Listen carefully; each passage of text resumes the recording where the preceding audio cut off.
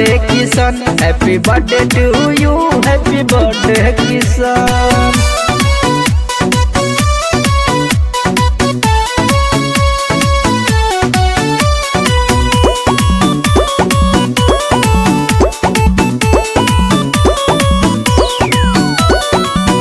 है माहौल है मस्ती वाली रात है, झूल हो जाओ सारे आज खुशी वाली बात है। मूड है माहौल है मस्ती वाली रात है, झूल हो जाओ सारे आज खुशी वाली बात है।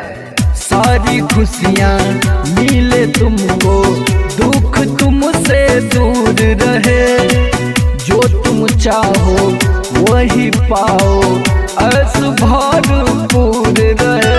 आए दोस्त यहाँ हर शहर के हैं, आज किशन का बर्थडे है, मेरे भाई का बर्थडे है, आज किशन का बर्थडे है, मेरे भाई का बर्थडे है।